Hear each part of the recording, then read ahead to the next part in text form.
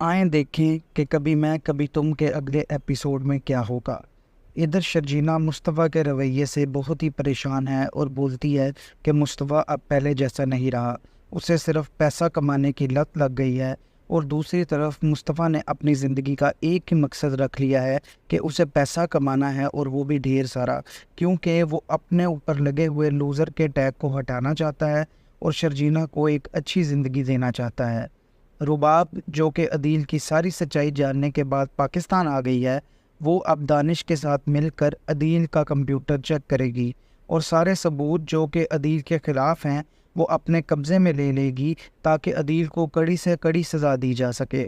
अदील मुखालिफ कंपनी के साथ मिलकर अपनी कंपनी को धोखा दे रहा है और नुकसान भी कर रहा है। रुबाब और दानिश के होते ही अदील भी दफ्तर आ जाता है और बैठ के सोचता है कि रुबाब ने सब अकाउंट्स बंद कर दिए हैं, लगता है कोई गड़बड़ है। फिर वो अपने साथी के साथ बैठता है और उसके साथ बैठ के उससे तरीका पूछता है कि किसी तरह इस मामले से बाहर निकल जाएं, क्योंकि मुझे लगता है कि रुबाब को सब पता चल चुका है।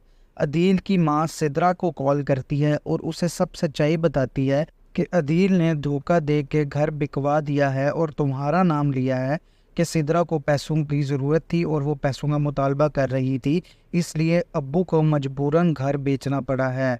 सिद्रा के पाँव तले ज़मीन निकल जाती है। फिर अदील का सामना उसकी माँ के साथ होता है और वो पूछती है कि तुम्हें बिल्कुल भी शर्म नहीं आई कि तुमने अपने बाप का घर धोखा दे के बेच दिया और हमें अपनी बीवी के घर रखा हुआ है।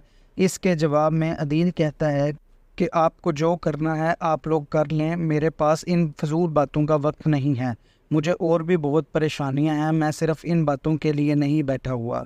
अदील रुबाब के पास जाता है और सच निकलवाने की कोशिश करता है, तो रुबाब उसे बोलती है कि तुम्हें इतनी परेशानी किस चीज़ की हो रही है।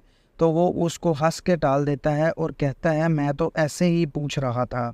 दूसरी जानिब शर्जीना को एक ही शिकायत है कि मुस्तफ़ा बदल गया है और उसका ख्याल नहीं करता, और मुस्तफ़ा शर्जीना के बाप की कॉल की वजह से भी गुस्से में है और गेम ना चलने की वजह से भी परेशान है। जब शर्जीना उसे दोबारा बोलती है कि तुम मुझ पे ध्यान क्यों नहीं देते हो, तो मुस्तफ़ा कहता है कि इन हालात में बच्चे नहीं पैदा हो सकते। तो शर्जीना गुस्से से बोल देती है कि तुम वैसे ही बोल दो कि बच्चा नहीं चाहिए, तो वो भी गुस्से में आकर बोल देता है कि नहीं चाहिए। अब होगा ये कि शर्जीना अपने घर चली जाएगी और रुबाब अदील के ख़िलाफ़ सब सबूत इकट्ठे करेगी और इसे कंपनी से निकाल देगी और अदील से तलाक ले लेगी। फिर अदील को जेल जाना पड़ेगा और दूसरी तरफ मुस्तफ़ा की गेम चल जाएगी और उसे ढेर सारा पैसा मिलेगा, जिससे वो एक बहुत ही अच्छा और शानदार घर लेगा और अपने माँ बाप को वहाँ ले जाएगा और शर्जीना को भी वापस ले आएगा।